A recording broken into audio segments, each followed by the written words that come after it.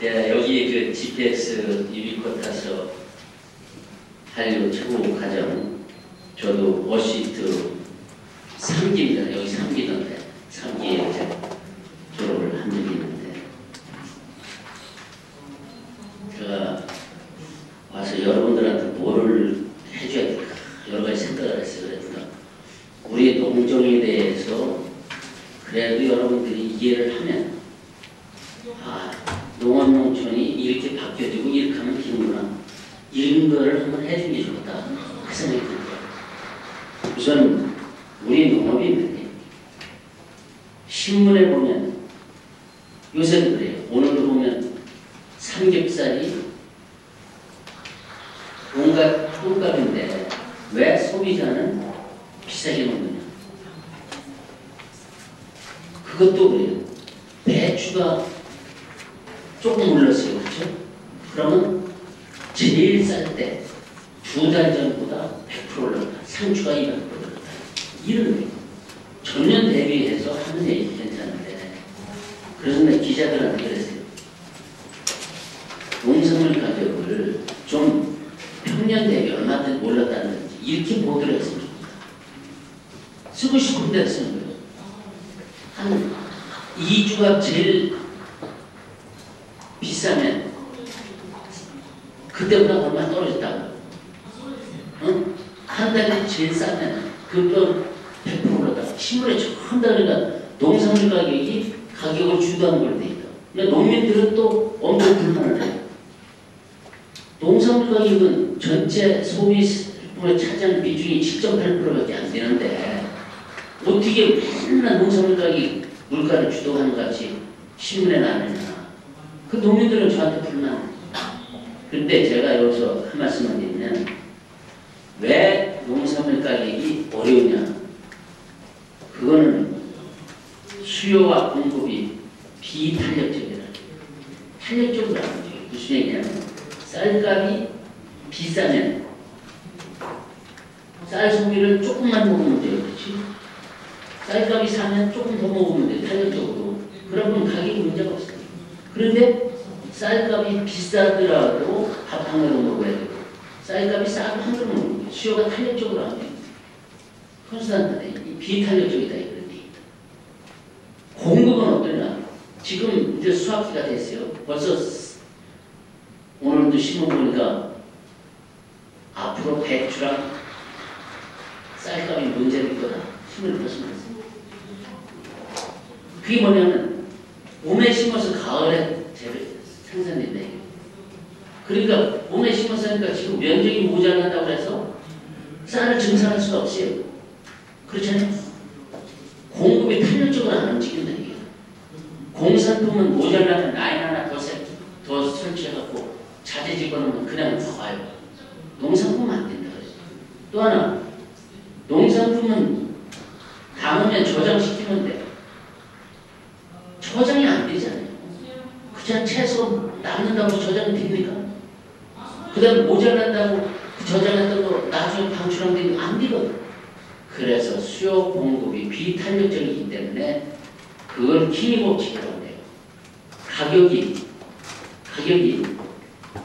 생산이 10% 증산됐을 때 가격이 10%만 떨어지면 농가증에도 불만이 없고 소비자도 불만이 없어요. 그렇죠? 10% 증산됐을 때 10%만 떨어지면 농가도 소득은 같아질 거 아니에요. 근데 10% 증산되면 가격은 40 내지 50%. 왜냐면 10%가 나오더라니까 그걸 없애줘야 되니까 그게 덤핑이 된다. 그 다음에 10%가 모자라면 가격이 10%만 올라가면 돼. 근데 가격이 얼마예요? 40% 50% 올라가요. 모자라도 밥 한 그릇 먹으려면 서로 다 사 먹어야 되니까, 너도 나도 먹어야 되니까. 그러니까 10%가 모자라면 40% 50%. 이래서 농산물이 어렵다. 수급적이. 다른 사람들, 일반 경제하는 사람들 그거 하나 못하느냐? 그거 하나. 제가 88년도 올림픽 나올 때요. 그때 채소가자가 됐어요. 87년도 고추가 모자랐어요. 면적은 많은데 고추라는 것은 비가 많으면 안 돼요. 작년도 비가 계속 왔잖아요. 작년도 고추값이 엄청 비쌌잖아요. 금년도에는 여름에 비가 덜 왔잖아요. 고추 금년도 괜찮습니다. 작년보다. 그래서 87년도 고추가 모자라서 그랬어요. 면적 늘리지 마라. 기생이 나빴으니까. 그래서 차 들어서 가서 텔레비 가서 말이에요. 그때 농업방송이 있었어요. 3번을 설명했어요. 고추 면적 늘리지 마라. 그런데 어떻게 됐어요? 88년도 올해 고추 면적이 9.4% 늘어났어요. 왜냐? 장관이 나와서 고추 면적 늘리지 마라 그러니까 나는 조금 늘리면 수지가 낮겠지. 그래 늘린 거예요. 그럼 9.4%가 늘어났어요. 그런데다가 88년도 잘 아시다시피 올림픽 할 때 가을날씨 얼마나 좋았어요. 고추는 한초예요. 가물한 지 한초예요. 가물으면 잘 돼요. 그런데 그때 늦게까지 비가 안 왔어요. 그렇죠? 그 올림픽 잘 치렀잖아요.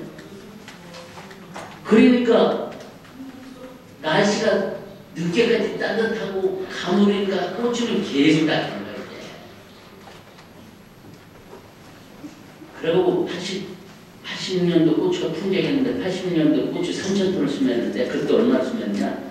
32,000톤을 했어요. 32,613톤이에요. 나중에 고추가 남아서 좋은 창고에 못 들어가서 야적을 해서 비닐 덮어놨어요. 농민들이 대부분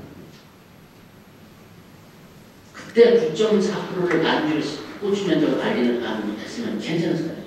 이게 어렵다. 공산품은 자동차 만드는 사람한테 5사람한테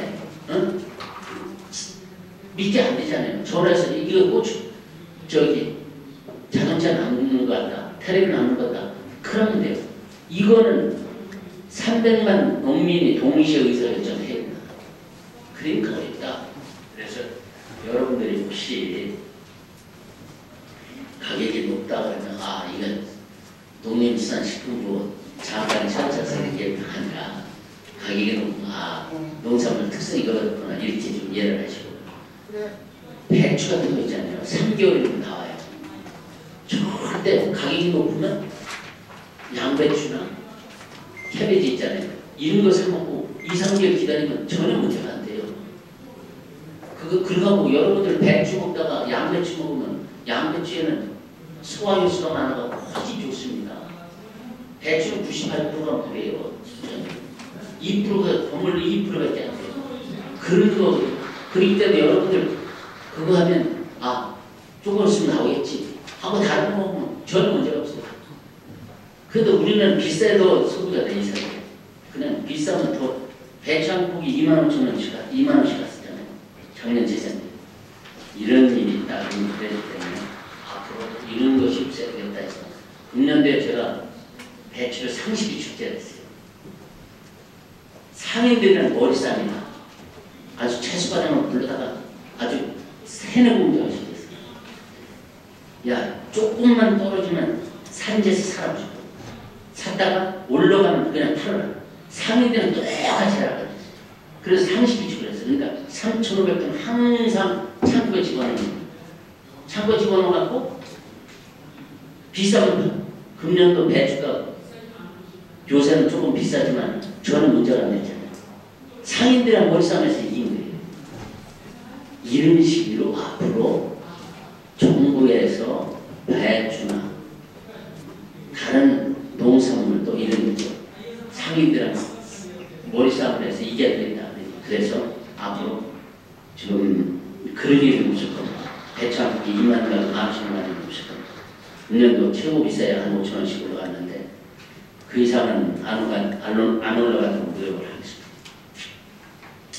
그럼 앞으로 그럼 우리 농림수산식품부를 어떻게 끌고 갈 거냐 그 얘기입니다. 저는 우리 농촌에 가보면 60세 이상이 60.8%예요. 60세 이하가 39.2%예요. 그러니까 60세 이하가 40%가 안 돼요. 그러니까 그럼 우리나라가 나이 많은 사람들, 초고령화 사회 농촌이 이런 사람들을 어떻게 끌고 갈 거냐. 그러면 젊은 사람은 이게 문제예요. 그래서 제가 장관님 따라 대통령께 보고를 했어요. 우리 농업을 투 트랙으로 가겠다. 첫째는 나이 많은 사람들을 어떻게 끌고 갈 거냐. 이 사람들은 농촌에서 먹고 살도록 해야 된다. 이 사람들이 도시로 오면 도시의 공해 문제에서부터 생활비 대줘야 돼. 엄청나게 더 고쳐요. 그렇잖아요. 농촌에 나이 많은 사람은 도시 와봐요. 어? 지 문제, 교통 문제, 그 사람 생활비 다 해결해줘야 돼. 그렇죠? 그래서 나이 많은 사람들은 농촌에서 그냥 살게 해야 된다. 그래서 농지연금제도가 있어요. 농지연금제도를 하니까 자기가 농사 짓는 땅을 연금을 신청을 하는 거예요. 그러면 평생 죽을 때까지 연금을 받고 남으면 남은 것만큼 자식한테 돌아주면 돼요. 이게 농지연금제예요. 작년에 해보니까 평균 97만 원이에요. 농지연금을 받은 사람이. 그러면 농지연금을 97만 원 받으면 말이에요. 여러분들도 이제 지금 뭐 귀농귀촌할 사람은 생각이 많을 거예요. 제가 이따 설명을 드리겠습니다. 서울에서 300만 원 갖고 생활한다. 농촌 가면 100만 원이면 생활해요. 왠 줄 알아요? 농촌에 가서 내가 같이 농사짓는데 내가 배추를 담아야 돼. 김치를. 그러면 배추 담는 그 농사 짓는 데 있잖아요. 옆집에. 나 배추 한 대포기만 팔으라고. 농촌에서 파는데 가서 뽑아가라고 그런다. 실제 그렇잖아요. 뽑아가라고 그래요. 그 다음에 농촌에 가서 저 배추 있으니까 고추가 있어야 되는지. 아, 고추 좀 내가 밑에 좀 팔으라고. 내가 김치 놔뒀다가 가서 따가라고 그래요. 이건 저 가서 따주는 것도 아니고 따가라고 그래요. 일손이 부족하니까 그렇지. 그러면 배추, 김치 공짜로 담아요. 생활비? 아니 상추 하면 상추 하는 사람이 상추 뜯어갖고 아니면 저기 시금치 가서 서로 또 그러는데 이만큼씩 사줘요. 서울에서 300만 원이면 시골 가면 100만 원 이상. 그리고 정부에서 뭐냐면 연금하고 보험료 있잖아요.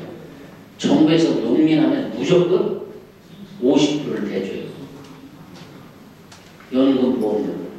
그러니까 서울에서 자동차 100만 원씩 내는 거 보험료 100만 원 시골에 가면 50만 원 뺏잖아요. 생활비가 반 이상 들어요. 그러니까 여러분들 이따가 귀농귀촌 설명을 드리겠습니다만 귀농귀촌은 빨리 손을 들으세요. 그러면 진짜 저기 화천에 말이에요. 화천에 제가 갔거든요. 이회수 씨 있잖아요. 작가. 이 사람이 이 트윗 폴로우가 130만 원 돼요. 트윗 폴로우. 이 사람은 말이에요. 화천 군수가 이회수 씨를 임금 모시듯 해요. 임금. 그냥 화천 군수는 그냥 줄줄줄 가만 남는데 차로 다 모시고 가요. 그 사람 애들 가지고 이렇게 하거든요. 우리가 지금 함께하는 농어촌 운동을 하는데 우리 그 스마일 뱅크.kr 들어가보세요. 스마일 영어로 아시잖아요. SMILE 스마일 뱅크 은행 BANK.kr 들어가보세요. 그러면 재능기부를 할 수가 있어요. 그럼 자기가 재능기부를 하면 화천에 이혜수 씨, 금난세 씨 전부 다 재능기부 하잖아요. 이 사람도 농촌에서 아주 일없는 대우를 받고 자기 재능을 농촌에 하고 거기서 그 참 얼마나 삶에 그 긍정적으로 느끼겠어요. 이런 게 된다고 하는 거예요. 농촌에서는 그걸 얼마든지 원하거든요. 그러고 귀농귀촌한 사람이 말이에요.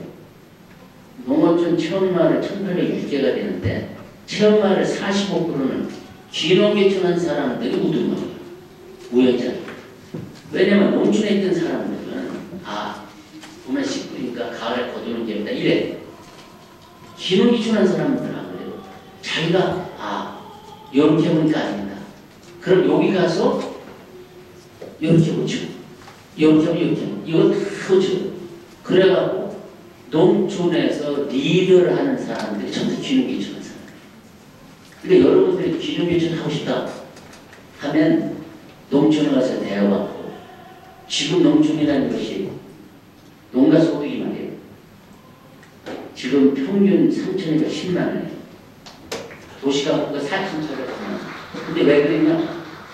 도시가구는 60대 이하만 해. 정도 리타이니까 저기가 60대 이하만 소득 저기래요. 농촌은 다 조사를 해요. 농사를 다 주니까. 그러니까 3,210만 원인데 농가소득은 도시가구는 얼마야? 4,809만 원. 3분의 2. 그런데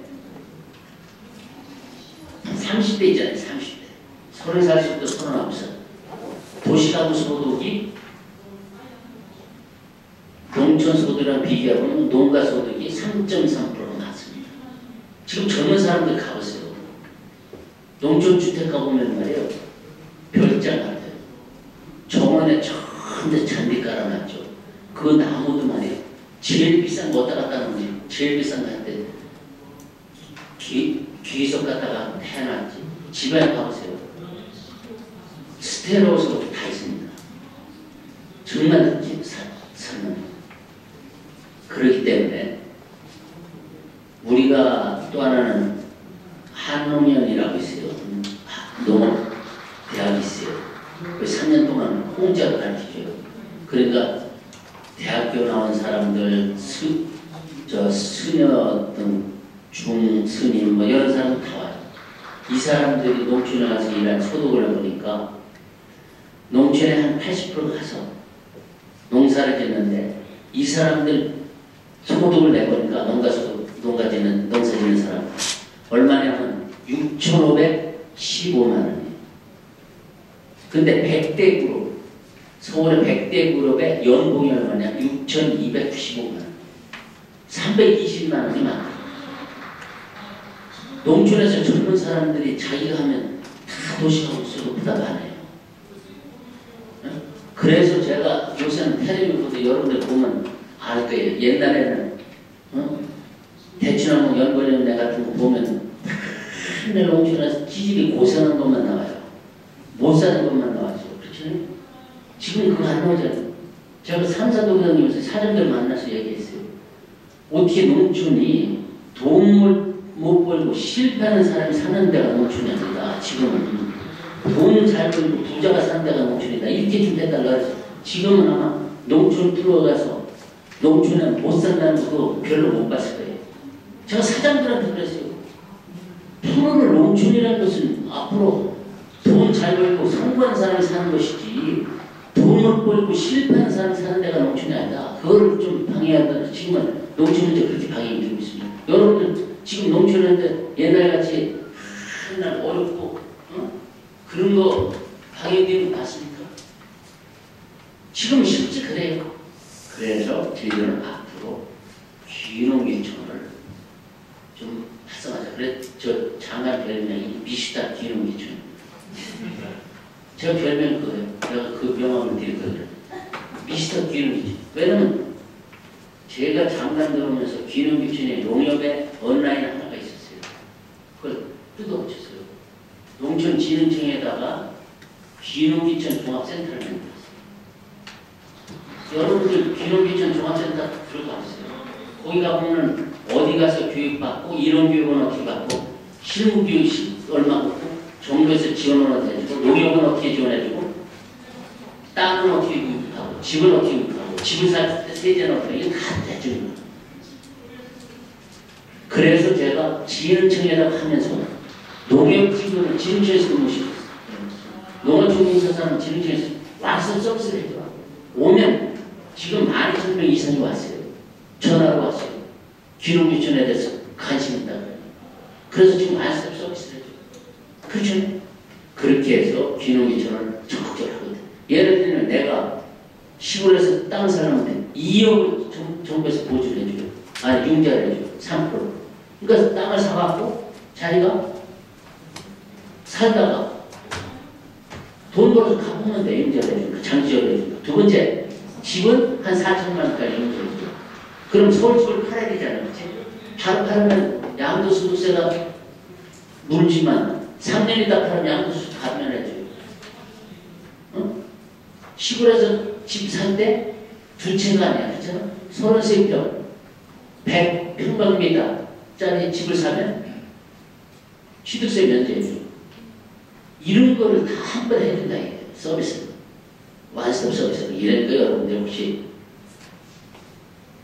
집을 가시는 거 아니고 혹시 가고 싶으면 귀농귀촌 종합센터 연락을 하시면 그것을 다 내가 해줍니다. 그래서 제가 얘기한 듯이 나이 많은 사람들은 동지연 연금이라든지 일반 연금이라든지 보험 이걸 정부에서 50% 해준다는 얘기. 그리고 도우미 제도를 하고 있어요. 도우미 제도. 그러니까 1년에 내가 아프다 이거 농촌에 그러면 젊은 사람들이 도우미를 쓸 수 있도록 그걸 해주고 또 하나는 직불제를 해주고 있어요. 헥타당 노는 70만원 밭은 40만원씩 그냥 줘 정부에서. 그거 가지고는 농사 짓기 어려우니까 그거 가지고 뭐 사갖고 해라 이거. 그리고 내가 어제 그저께 영월을 갔는데 영월에서 농지 임대 사업을 하는데 엄청 잘 내가 누구누구 이용하냐 했더니 나이 드는 사람들, 귀농귀촌한 사람들. 이 사람들이 농기계를 사려면 빚이 있잖아요. 대농기계 트랙터 같은 건 몇천만 원씩 가요. 억대 가는 게 있어요. 그거 사갖고 아니 몇 평 짓는다고 300평 500평 짓면 그거 짓는다고 사갖고 밑을 쓰고 1년 놀리면 그거 되겠어요? 그거 어떻게 갚아요? 그래서 농기계 대통령이 이명박 대통령에서 농기계 은행제도를 해라. 빚이 주는 게 두 가지거든. 하나는 농기계 살 때 빚이고 두 번째는 재가 나서 빚을 줘. 두 가지거든. 그러니까 농기계 은행을 해서 해봤더니 영어를 봤더니 그렇게 줘. 귀농귀촌한 사람들이 이렇게 이용을 한다는 거예요. 그 사람들이 농기계 밑을 쓰면 끝나잖아요. 그리고 그 사람들이 농기계 좀 빌려달라고 해서 자기가 운전하고 그런 식으로 해서 살고 그 다음 젊은 사람은 젊은 사람들은 시설 현대화를 해야 돼요. 시설 현대화를 하려면 어떻게 되냐 선진농업같이 덴마크 네덜란드 같은 데는 우리나라 경상남북도만 할 빼지 않아요. 근데 선진농업국가 돼요. 그렇게 하려면 시설을 선진화해야 되잖아요. 작년도 제가 장관을 보니까 이 시설 자금이 2,450억이에요. 연간 정부에 준 2,450억이요. 시설하는 데가. 그래서 시설하는 데가 내가 전체를 잡아봤어. 얼마나 필요했냐면 10조가 필요해요. 축사는 5조 전, 과수, 시설, 원액, 타액, 수산 10조가 필요해요. 10조를 필요하면 2,450억씩 주려면 지금 주는 건 뭐냐면 보조 30%, 융자 50%, 자부담 10% 주거든. 그러면 그 정부에 지원하는 것이 얼마냐면 2,450억이에요. 그러면 10조를 주려면 우리 시설을 한다면 40년 걸려요. 그럼 지금 있는 사람 다 죽고 나서 누가 할까? 그래서 제가 젊은 사람들은 힘이 있고 능력이 있기 때문에 장기 저리를 하겠다 했어요. 보조를 없어요. 그러니까 많은 사람을 줄 수가 있죠. 그래서 작년도에 금년도에 7,002억이 늘렸습니다. 300배 늘렸어요. 내년도 예산이 9,400억. 매년 1조씩 늘려주거든요. 그래서 시설을 빨리 현대화해서 그 사람들이 3년 거치 7년 상환, 보통 5년 거치 10년 상환 이렇게 뿌리면 거치 기간 동안 돈 벌어서 매년 상환하면 되잖아요. 그걸 1%를 하기로 했어요. 금리 1%. 1%니까 그건 공짜로 갔잖아요. 1% 돈이 어디 있어요. 그 1%를 주는 걸로 했어요. 그런데 지금 농민들, 어민들 엄청 좋아요. 그렇게 해서 시설 현대를 하자. 그 다음에 시설 현대에서 뭐를 제가 했거든요. 품종을 만들어야 되잖아요. 품종 정보를 수출하시는 거. 그래서 저희들이 골든시드 프로젝트라고 금빛, 금 같은 시드, 종자 프로젝트를 만듭니다.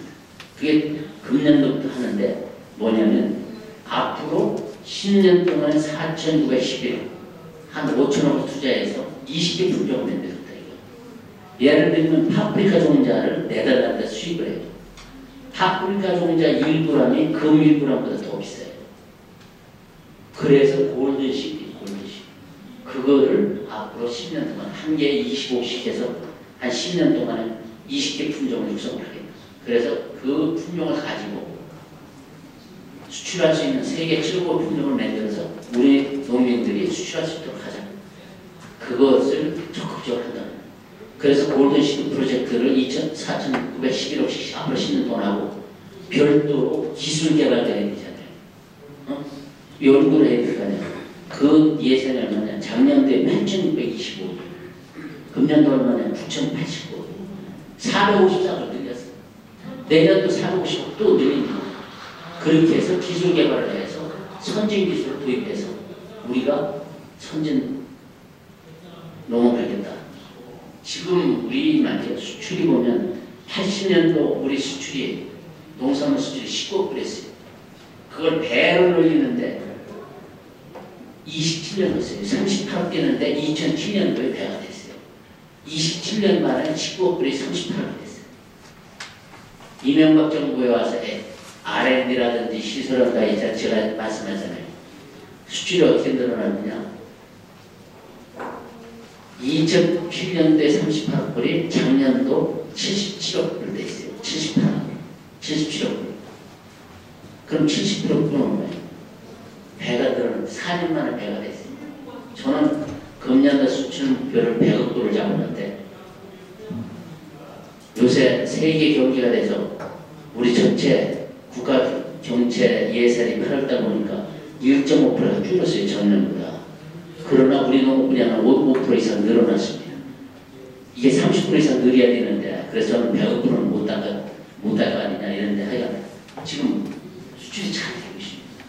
그렇게 해서 금년도 100억 불, 2017년도 200억 불, 2020년도 300억 불 딥니다. 300억 불 뒤면 우리 수출이 세계 10대 농식품 수출국이 됩니다. 세계 10대 농식품 그럼 선진국도 되는 거예요. 그렇게 해서 우리가 수출 산업을 좋아하겠다. 그리고 지금은 제가 차관에 농림부 차관을 했는데 지금 농림수산식품부 장관이에요. 그러니까 수산이 들어가고 식품이 들어왔어요. 농업 생산액이 44조밖에 안 돼요. 수산이 7조예요. 51조밖에 안 돼요. 식품이 들어올 거 얼마나? 지금 133조예요. 그러니까 2.6배가 늘어났어요. 그래서 우리가 중국, 미국, 한미 FTA뿐만 아니라 한중 FTA도 지금 추진 협상을 하고 있잖아요. 한미 FTA, 한중 FTA로 얼마나? 작년도에 한미 FTA로 중국의 수출이 얼마냐면 7억 8,700만 원 됐어요. 재작년에. 작년에 얼마냐? 13억 8천만 원 됐어요. 50%가 늘어났습니다. 저는 우리 농업이 정말로 지결하면 중국이 어마어마하게 수출이 될 수 있다. 저는 중국이 작년 한 해 동안에 수출이 50%가 늘어났어요. 50%. 우리나라 농식품 수출. 중국에서 우리나라 지난번 한중일 농업장관 회의했는데 중국 애들이 우리나라에서 갈 때 먼저는 김치를 밀부다리 싸가지고 중국에서 우리 김치 쌍김치 많이 수입하잖아요. 근데 얘들 와서 그러는 거예요. 그때 기생충 문제가 생겼잖아요. 한국같이 기생충 미단이 있다고 문제가 되니까 한국의 김치가 얼마나 깨끗하게 좋은 우생적이냐. 그래도 믿겠어. 우리 김치를. 근데 얘들이 우리 김치랑 그 다음에 막걸리랑 인삼 우생 기준이 있다고 얘들이 수입을 안 하는 거예요. 그래 한중일 농업장관회의를 처음 했거든요. 제가 제안을 했어요. 장관이고. 그래서 작년도 처음 했는데 농업장관에서 그랬어요. 너네나 우리가 김치를 너네 나라에서 23만 톤씩 수입되는데 너네 나라는 우리 김치 수입을 막고 있다. 우생 기준이 없어서 되느냐 그랬어요. 그래서 안 돼서 그 다음에 우리 홍삼은 약용작물이라고 해서 의약품이라고 해서 수출을 못하게 하는 거예요. 우리 막걸리 안 되는 거예요. 그래서 제가 얘기를 하고 대통령께서 원자로 총리한테 얘기를 했어요. 그래서 지금 인삼하고 막걸리 풀어줬습니다. 지금 김치도 요번에 풀어집니다. 그러면 우리가 엄청나게 수출을 할 수가 있어요. 김치 뭐 이런 거 인삼 이것뿐만 아니라 홍삼뿐만 아니라 엄청나게 수출할 수 있어 된다 하더니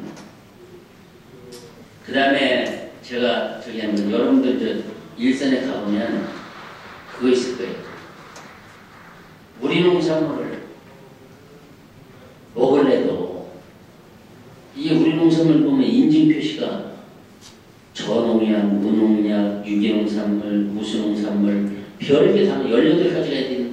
저도 솔직히 여기 가면 시장에 가서 이 표를 보면 거의 표시를 보면 저도 몰라요. 근데 여러분들 알겠어요? 그래서 이번에 이거를 완전히 바꿨습니다. 노란 바탕에다가 이건 유기농산물, 이건 무농약, 이걸 알아볼 수 있도록 바꿔놨습니다. 그렇게 해서 국민들이 우리 농산물을 애용을 하고 사랑을 해야 우리 농업이 성장이 된다고. 우리 국민들이 불신하면 안 된다고요. 그래서 농민들한테도 그런 거예요. 당신들이 농산물 가격, 쌀값이 높다고 좋은 게 아니다. 이거. 쌀값이 높으면 외국 농산물 먹기 시작하면 국내 농산물 쓸 자리가 없는 것이다. 국민이, 소비자가 우리 농산물을 애용하지 않고 사랑하지 않으면 농산물 질게 없다 그러면 농림수산부들이 필요 없는 것이다. 농민들도 항상 적정 가격을 받아야 된다. 제가 그러는 거예요.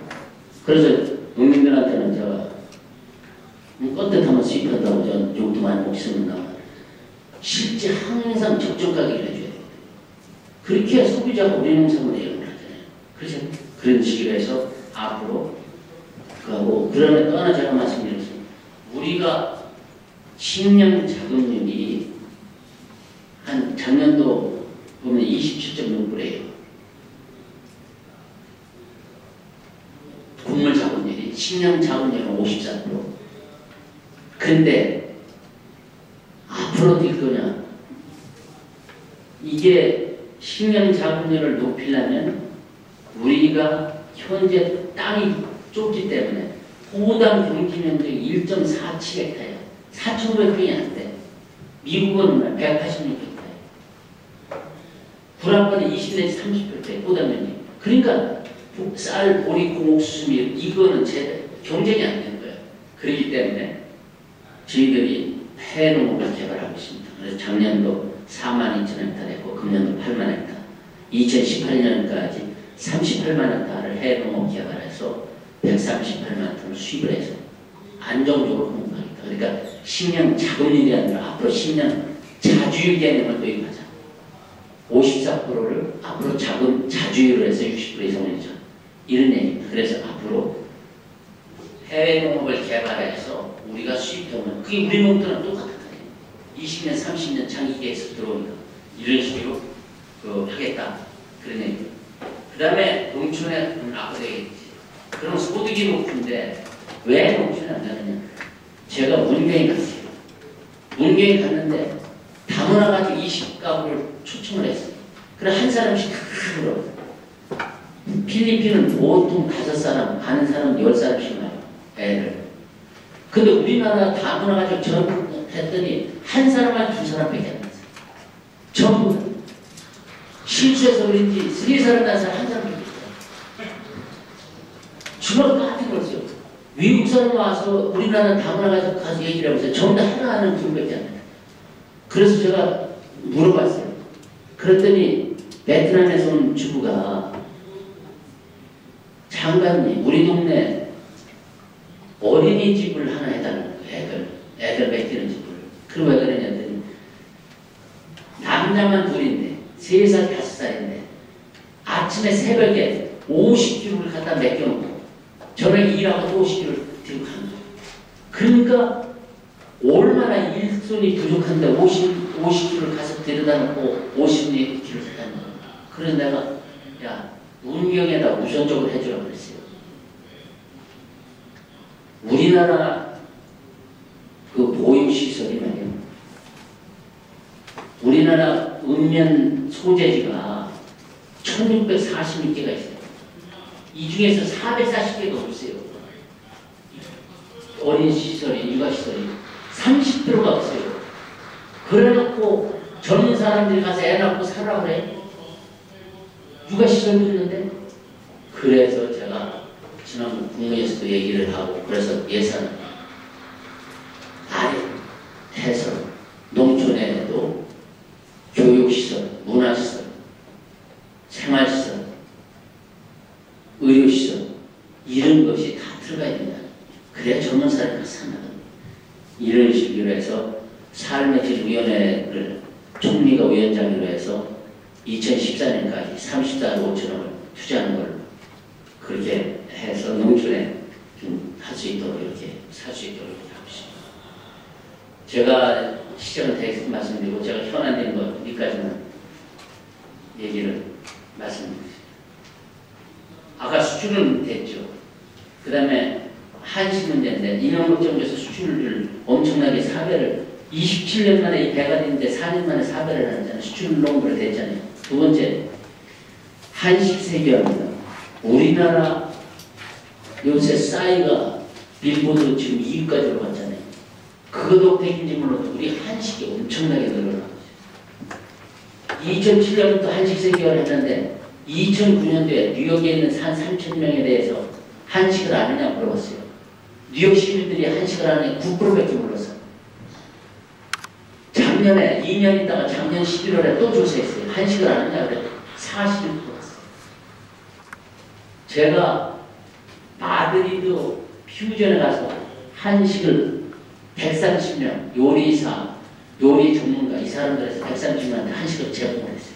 그 한식을 평가를 하는 거예요. 그랬더니 뭐라냐? 이 사람들이 한식을 중식이나 일식에 비해서 성의가 있고 깊이가 있다고. 저는 팔품체가 나와서 말이에요. 육회, 홍삼에서 8가지가 이렇게 쭉 나오잖아요. 이만큼씩 나오잖아요. 저는 제가 그거 하면서도 한식 그걸 하면서 이게 성질이 급해서 8개를 그냥 한 입에 집어넣고 먹었다. 먹고 났더니 얘들은 안 먹어. 육회 하나 먹고 나서 그다가 그 사진까지 다 줬거든요. 그다가 요건 A+. 또 저 홍삼 요게 적용 있잖아요. 그거는 우선 A2+. 이거 처음 그러더니 얘들이 그 품목 잡채니 저 신선을 이걸 다 먹으더니 전부 평가를 하는 거예요. 그러니 얘들이 한식이 일식이나 중국에 될 게 아니라 깊이가 있고 성의가 있다는 거예요.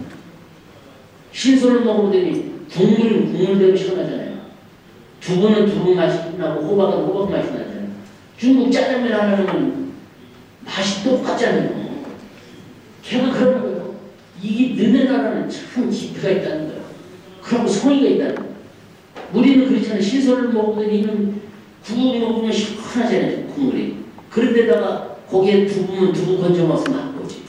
호박 건져서 맛. 이거 크만 보면서 아주 이 느끼더라. 그러면서 블란스에서 지금 한류 애들이 2번에 공연을 했어요. 블란스에서 한식당이 90몇 개 했는데 지금 100개가 넘었는데 한식당에 대사관에서 저는 대사가 많지 않았는데 한식당에 가려면 점심이고 저녁이고 예약을 하나 안 돼요. 블란스 애들이 그냥 한식에 붐이 일어나갖고 점심 저녁 예약을 해야 돼요. 그러고 도망가는구나. 막걸리가 우리가 이만한 거 있잖아요. 550리터가 있잖아요. 막걸리. 이게 20불이요. 그러면서 나한테 하는 얘기가 장관님 이거 이렇게 해서 됩니까? 포도주 이거 20불짜리 사면 대여섯 사람이 한 잔 먹고 마는데 막걸리는 잔이 또 크잖아요. 이거 20불짜리 한 개 갖고 안 된다는 거 서너 개는 있어야 된다 이거. 대접을 그건 거기다 하나씩 줘야 되잖아요. 만약에 막걸리를 포도주 잔에다 주면 그 요만 팩 있잖아요. 그러면서 막걸리가 좀 싸게 해라. 그런데 보니까 이게 10불에도 되는데 이게 20불 이상 가는 거예요. 그래가 AT 유통공사 직원한테 이거 좀 싸게 좀 해봐라. 그래야지는 늘어나지. 막걸리 홍보를 하려도 비싸서 못하는 거예요. 그거 한 병 뛰는데 30번씩 먹고 잡히면 그 돈이 튀었어요. 그 얘기를 그러면서 블란스에서도 한식이 엄청나게 늘어났습니다. 그래서 저는 일식을 세계하는데 20년 걸렸어요. 우리 한식을 세계하는데 저는 민내면이 된다고. 왜냐면 저 싸이가 나와서 또 저 설치지만 엄청나게 한식에 대해서도. 베트남 갔잖아요. 베트남 갔는데 대사가 11월 달에 작년에 3만 명이 왔대. 한식 신문화 행사를 하는데. 금년에는 한 10만 명이 상 거다니까. 그래서 운동장이 세계였다는 거예요. 저는 한식 세계가 저는 가tin다. 저는 이런 생각이 듭니다. 또 하나는 제가 국장 때 일본에 니가다 여행을 갔어요. 니가다 여행을 갔는데 하우스에서 농가가 오이를 따갖고 말이에요. 따갖고 논두렁에 쌓아놓더라고. 쌓아놓으니까 가만히 가서 이 사람이 일만 해. 그러니까 농협 반입 차량 와서 다 싣고 와서 반입해서 선별해서 포장해서 팔아서 통장에 넣어줘. 농민은 가보지도 않아. 우리나라 농민은 쌩빠지게 밤 일하는 거 저녁에 사갔다는 거 전부 다 밤새서 굴러서 밤에 12시에 와서 가동성에서 밤을 팔고 또 가서 일해야 돼. 이렇게 하더라고요. 그래서 정부에서 5조 원을 줬어요. 농협에 5조를 줘서 농민 위한 농협을 해라. 행정했던 소농협이 100%를 팔았죠. 농협에서 단에서. 그래서 이규삼 조합장인데 제가 중앙에 150명 간부들을 놓고 강의했어요. 너희들만 서동에 가서 좀 배우라고 했어요. 그러니까 그냥 서동에 그냥 계속 기자들 와서 계속 토비식자를 제 장관실 와서 그러고 장관님 같으면 일을 못하겠습니다. 손이 못하는 거예요. 그래서 제가 이규성 조합장을 훈장을 줬습니다. 지난번에. 저런 사람은 막 훈장을 좀 누구 주냐 훈장을 줬어요. 우리나라도 그럴 때가 있다. 그런 농협이 돼야 된다. 농협이 우리 농산물을 50%만 계약제를 하면 중간에 지금 소고기값이 농민은 싼데 소비자는 비싸다? 이런 얘기 안 나옵니다. 50%만 장을 합니다. 2020년 되면 우리 농산물에 대해서 50% 완전히 장을 합니다. 그렇게 되면 우리 농협이 농협을 위한 농협이 아니라 농민의 농협이 됩니다. 그렇게 추진을 하고 있습니다. 그 다음에 제가 두 가지만 보면 한미 작년도 한미 FTA 한다고 데모 안 했어요. 그런데 농민 데모는 별로 없었습니다. 전부 다 금속노조에서 있어요. 금속노조는 이익 보는데요. 농업은 우리가 한미 FTA에 해서 생산 감소액이 앞으로 15년 동안 12조 7천억이요. 1년에 8,450억씩 감소가 돼요. 그런데 금속노조는 관세가 떨어지니까 금속노조는 전부 다 이익을 봐. 근데 대구한 사람들은 전부 다 금속노조였다고. 농민들은 제가 보완대책을 이렇게 한다 해서 농민들은 충분히 설명을 했어요. 한미 FTA는 축산이 피해가 60%, 과수피해가 30%, 나머지는 10%. 축산이 얼마냐? 8,450억 중에서 4,866이 축산 피해, 연간 피해가 생산 감소. 과수 2,411억이요. 30%예요. 그런데 축산에서는 쇠고기만 문제예요. 그럼 쇠고기가 뭐냐? 한미 FTA 뭐냐? 한미 FTA는 프리 트레이드 어그리먼트예요. 관세가 40%를 15년 동안에 관세를 철폐하는 게 한미 FTA. 그럼 15년 동안 철폐하는 거는 1년 동안에 2.7% 철폐하는 거죠. 그러니까 2.7% 철폐하려니까 생산비를 2.7% 줄이든지 유통비용은 2.7% 줄이면 돼. 생산비는 그래서 저희들이 사료공을 11개만 비관세하는 거 21개 전체 사료공을 비관세해 줍니다. 관세를 안 매겨요. 두 번째, 부가세 10%를 안 해요. 그래서 사료가격을 안 올리겠대. 그 다음에 조사료 300점 20만원씩 수매하는 거를 4만원씩 공짜로 주는 거예요. 그럼 뭐예요? 20% 떨어지는 거예요. 15년 동안 40%만 저장을 시켜주면 되잖아요. 그렇게 해서 생산비를 줄이고 그 다음에 유통비용은 얼마냐? 지금 소고기가 농촌에서 5,750원씩 팔으면 여기서 만원에 파는 거예요. 유통비용이 4,150원, 40.5%. 이 유통비용은 앞으로 줄였다. 이거를 20% 30%만 줄이면 우리나라 전혀 문제가 없다. 이거. 관세가 떨어지는 것만큼 우리 소비 가격은 또 높여야 됩니까? 그렇지 않나요? 그게 한계야, 그게야. 그렇게 해서 사료 가격 낮추고 유통비용 줄이고, 그 다음에 사료업체에 대해서 돈 주고, 축발기금을 8천억 지금 운영하는 것을 2조 늘려서 2조 8천억. 시설현대자금은 작년에 1633억을 했어요. 축산시설현대자금. 금년에는 4885억, 3배 늘려놨어요. 그러니까 시설현대에서 선진시설 해라고 하는 얘기예요. 그래야 선진 농업이 되니까. 이렇게 하는 사회 전혀 문제 없지 않습니까? 이렇게 하고, 과수는 뭐냐? 과수가 문제가 된다고 하지만, 작년 때 미국의 과수가 얼마냐? 사과가 75톤 수출했어요. 배가 8,248톤 수출했어요. 감귤이 445톤. 우리가 수출하는데 더 품질을 공급하면 수출을 늘릴 수 있다 그러니. 그렇죠? 그렇기 때문에 과수 문제가 돼요. 그렇기 때문에 제가 사과, 배, 감귤 전혀 문제 없다. 그렇기 때문에 선진농업으로 갈 수 있다. 저는 이렇게 봅니다. 제가 한미 FTA, 우리가 일본 애들이 우리나라 농업을 배운다고 엄청 해요. 우리는 구라파랑 FTA, 지금 미국이나 이제 일본은 전혀 못했어요. 농업 때문에 못했어요. 그러니까 일본 애들이 뭐냐면 너네 농업은 어떻게 해서 이렇게 개방하고 살아남는다. 우리 너네 농업 좀 구경만 하자. 구경하라고 엄청 해요. 배우러.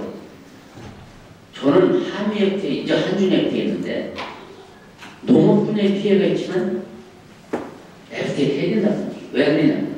작년도 12월 5일 날 우리 무역이 말이에요. 1조 달러가 됐어요. 수출 5천원, 수입 5천원. 세계에서 9번째예요. 그렇잖아요? 그럼 세계에서 9번째인데 1조 달러인데 작년에 영국하고 이태리는 떨어져 나갔어. 안 돼서. 1조가 안 돼서. 지금 재정이 위기이기 때문에. 그럼 세계에서는 7번째 그런 나라가 지금 왜 일본에 그러냐면 일본에서는 그렇게 하고 우리 농업이 견뎌나니까 너네 농업이 어떻게 배우잖아요. 우리가 1868년에 대원군이 세국정책을 했어요. 그렇지? 일본은 1866년에 명치 메이지 유신이 44년 동안 개방을 했어요. 근대화가 우리가 그때 떨어진 겁니다. 일본한테. 그때 우리가 대원군이 세국정책을 안 했으면 우리나라가 일본한테, 일본이 우리나라 백제문화 전부 다 옛날에 참 우리 문화 걔들이 뒤로 가서 성장한다. 지금은 큰 소리 치지만 그때 근대화 그때 떨어진 거거든요. 저는 그래서 한미 FTA를 해야 됩니다. 한중 FTA도 해야 된다는 거예요. 한중 FTA는 뭐냐? 민감한 품목은 제외하고 하자. 협상을 하자. 이렇게 하고 있어요. 그래서 농업 피해를 최소화해서 한미 FTA를 하자. 이렇게 추진하고 있습니다. 그 다음에 제가 한미 강호병 광고에 대해서 한 가지만 끝내겠습니다. 강호병이 작년도에 강호병이 나왔어요. 강호병은 두 가지가 있습니다. 종형 강호병하고 비종형 강호병. 종형 강호병은 오염된 사료, 육골분을 미겨서 동물 사료를 미겨서 강호병이 생기는 것이고, 그러니까 한 놈이 사료를 먹어서 생기니까 여러 놈이 발생할 수가 있잖아요. 그래서 종형 강호병이. 요번에 미국에서 생긴 건 비종형. 비종형 뭐냐면 사람이 늙으면 치매 생기듯이 소가 늙어서 노화된 거예요. 그래서 비종형 강호병이에요. 그러니까 비종형 강호병은 그것만밖에 안 생길 거 아니에요. 그렇죠? 그러면 이 소가 얼마나 12년 7개월 된 거예요. 127개월짜리, 127개월. 우리는 미국에서 수입 쇠고기를 할 때, 소고기를 수입할 때 30개월 미만짜리 거예요. 강호병이라는 것은 골수, 척수 이런 거 있잖아요. 우연부위 7가지만 제한된 강호병처럼 강호병 걸린 소고기를 먹어도 강호병이 안 걸리는 거예요. 그러면 우리는 30개월 미만 소고기만 하고 살고기만 수입하잖아요. 7가지는 제한되는. 전혀 문제 없잖아요. 그런데 감병을 했다고 수입 중단하고 검역 중단하고 미국이랑 FTA 연기랑 파기랑 얘기가 안 되는 겁니다. 전혀 문제가 안 되는 거예요. 그렇죠? 그래서 제가 검역 중단, 수입 중단하는 거 제가 끝까지 주장해서 검역 강화하는 걸로 해서 끝까지 밀어붙였어요. 결국은 이겼어요.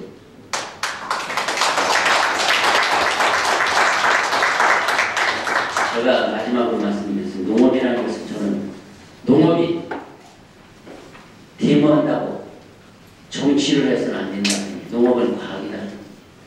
농업은 어디까지나 과학이기 때문에 소비자랑 아니 농민이랑 정부랑 지자체랑 머리를 맞대고 상의하면 된다 이거. 편하면 된다 이거. 저는 어느 농민도 대화를 다 대화를 해줘요. 그래야 이 농업을 데모한다고 촛불 시위하라고 야당에서 촛불 시위하라고 원내대표 가서 17명이 가서 국회의원 파동을 했어요. 결국은 안 됐잖아요. 그런 식으로 해갖고 농업을 못 푼다 그랬죠. 그래서 앞으로 우리 농업이 지속가능한 농업이 되려면 농업으로 풀어야 된다. 과학으로 풀어야 우리 농업이 선진농업을 할 수 있다. 저는 이렇게 생각합니다. 앞으로도 우리 농업이 선진농업, 그래서 저는 금년도를 우리 농업을 선진농업으로 진입하는 원년으로 하겠다. 이번에 선진농업을 못 들어가면 우리 농업이 이제 도태될 수가 있다. 그렇기 때문에 선진농업으로 들어가자. 그래서 농민들은 대화를 하고 듣고 있습니다. 그러니까 여러분도 없이 왜냐면 여러분들은 각 분야에서 CEO, 분야의 리더시기 때문에 여러분들이 한마디가 상당히 중요합니다. 그렇기 때문에 혹시 농업 문제 나오면 장관 얘기 들어보니까 농업 문제 없다고 그러더라고요. 제가 거짓말하고 있으니까 장관 그렇게 좀 해주시기 바랍니다. 고맙습니다. 사람들이 오시고 오직 우리 농민을 사랑하고 오늘 불철주야 매번 우리 농어촌 잘 살게 하면서는 존경하는 장관님께서 정말로 좋은 강의 수하게 잘 해주신 것 같습니다. 여러분 큰 박수 다시 한번 부탁드립니다.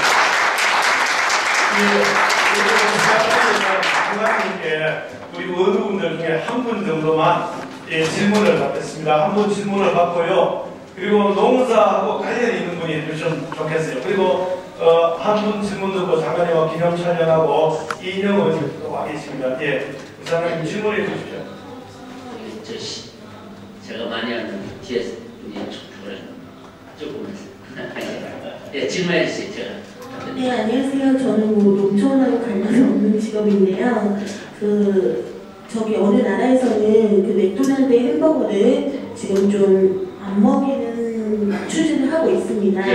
근데 왜 그러냐면 우리나라 롯데리아나 또는 우리나라 한국에 있는 햄버거를 우리 또 요즘에 한우로 만들어서 본인들에게 그나마 좀 이렇게 버거를 좀 알리고 있는데요. 한우의 그런 고기도 알릴 겸. 네, 롯데리아 햄버거가 지금 미국산 쇠고기로 인해서 좀 많이 파동이 되고 있고, 그리고 맥도날드를 지금 안 먹자라는 학부모들이 운동을 하고 있는데요. 미국의 쇠고기로 만든 그 햄버거를 우리 한국과 한우가 어떻게 결합이 돼서 좀 더 이렇게 수입과 수출에 있어서 좀 안전하게 국민들이 건강식품을 먹을 수 있는지 장관님은 어떤 노력을 하고 계시는지 여쭤보고 싶습니다. 예, 미국 소고기를 제는 미국 소고기를 예찬하는 건 아닙니다. 객관적으로 판단할 수 있습니다. 미국 소고기를 3억 5천 명이 먹어요. 미국 시민이 3억. 우리는 소고기가 부식이지만 미국 소고기는 주식이에요. 3억 5천 명이 먹고 지금 감염병 걸렸다는 소리 한마디도 못 했어요. 두 번째, 미국 소고기를 수입하는 나라가 135개거든요. 135개 수입하는데 전혀 문제가 없습니다. 제 딸내미가 뉴저지 러커스주리 대학의 교수예요. 소고기가 문제가 된다 그러면 아버지 수입 소고기 먹지 마세요. 그래요. 집에도 먹고 있고 저도 미국가 먹고 있습니다. 전혀 문제가 안 됩니다. 저는 이거에 대해서 내가 그렇다고 미국 소고기를 칭찬하는데 한우 소고기를 소비를 해야 돼요. 미국 소고기가 위생적으로 문제가 있느냐? 전혀 문제가 없습니다. 그거는 제가 결단을 해야 되는 거예요. 그렇지 않아요? 미국 사람 3억 5천 명이 매일 스테이크 먹고 있는데 문제가 되면 거기서 감옥병 나왔을 거예요. 그렇잖아요. 우리는 30개월 미만 먹는 거 있어요. 얘들은 10개월, 10개월 다 먹을 수 있지. 문제가 되겠습니까? 문제는 없습니다. 네. 그러나 샤노우이가 좋습니다. 왜냐면 제가 한마디 해줄까요? 필리핀에 갔는데 국빈만 지나갔어요. 대통령. 필리핀 저기 우리 대통령하고 필리핀 대통령하고 영부인하고 라모스 전 대통령하고 내가 했어요. 국빈 만찬. 스테이키가 소고기가 나왔어요. 메뉴로 보니까 와규예요. 섬찟하더라고요. 밥 먹을 생각이 나더라고요. 내가 라모스한테 물어봤어요. 전 대통령이 80단세인데 아주 라모스 대통령이 아주 키는 조그만데 아주 건강해. 이놈이 야 이거 와규 1번 소고기에 최고라는 거야. 아우 속이 타. 그래서 와규는 말이에요. 우리나라 소고기가 키로당은 10,000원이면 와규는 25,000원. 그런데 필리핀에서 최고라고 하는 거예요. 그래서 어디 했더니 세계에서 제일 좋은 소고기라는 거예요. 우리 소고기. 그래서 제가 한중일 농장관에 처음 했다고 그랬잖아요. 제주도에서 됐어요. 제가 행성한우 A2뿔 제일 좋은 걸 공수시켰습니다. 제가 공수를 시켰습니다. 저는 만찬을 내관하는데 그 스테이지를 냈어요. 그래서 내 옆에 왼쪽에 일본 장관, 오른쪽에 중국 장관이 앉았는데 한참 먹다가 일본 장관한테 그랬어. 야, 소고기 맛이 어떠냐 그랬어요. 얘가 뭐라는 줄 알아요? 일본 와규같이 맛있다. 이 자존심 있으니까 맛있다 생각해요. 저는 우리 소고기가 정말 제일 좋은 게 일본보다 맛있습니다. 그런데 왜 그러냐? 브랜드화가 안 됐어요. 저는 얼마든지 1.5배가 비싼 10,000원짜리가 25,000원짜리가 수출하는데 우리가 수출 못할 게 있어요. 그렇죠? 품질 우리 고기 전혀 안 떨어집니다. 1등 A2를 해봤어요. 200원 쓸 수 있으면 좋습니다. 그렇기 때문에 저는 문제가 서 있습니다.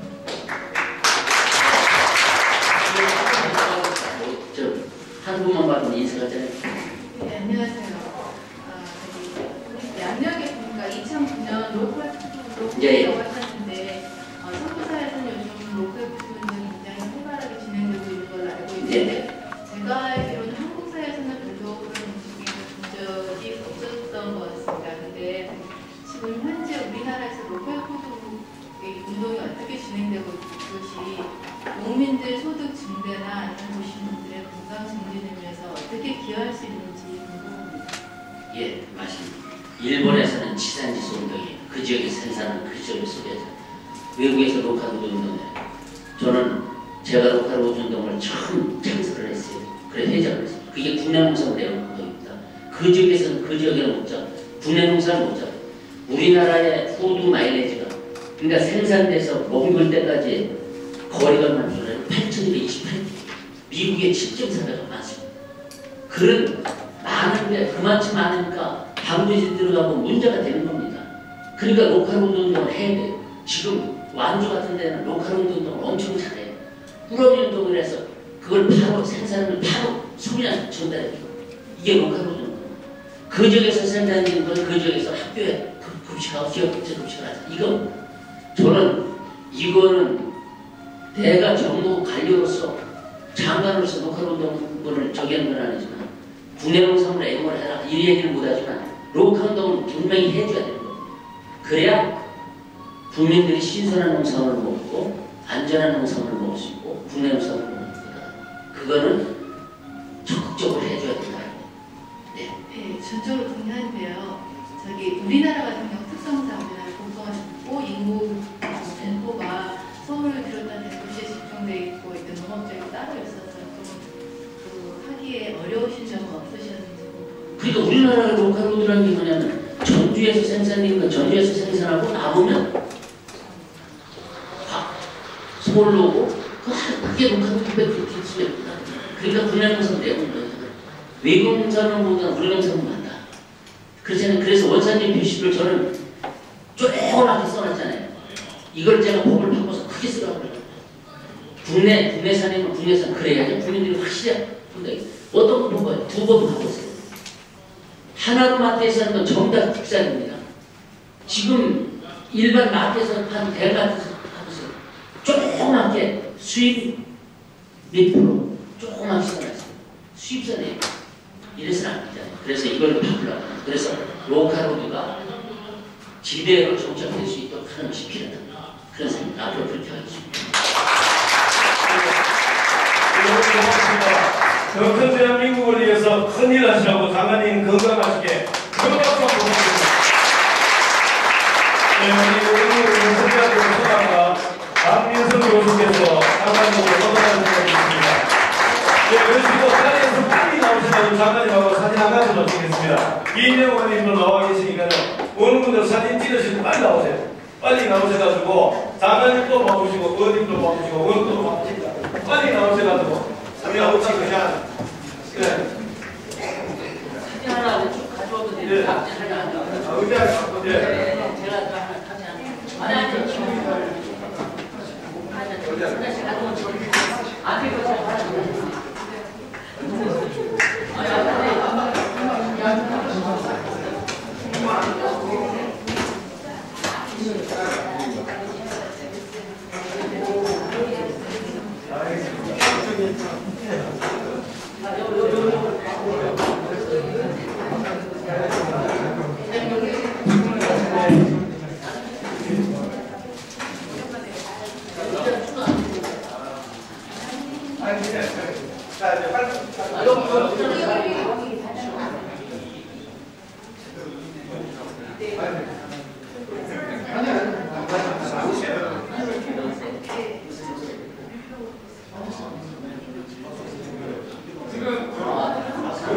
잘 받아주세요. 네, 촬영하겠습니다.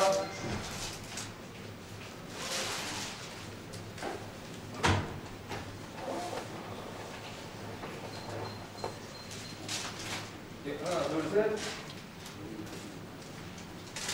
웃으시면서 한번 드리겠습니다. 유비씨 화이팅. 예, CPC 화이팅!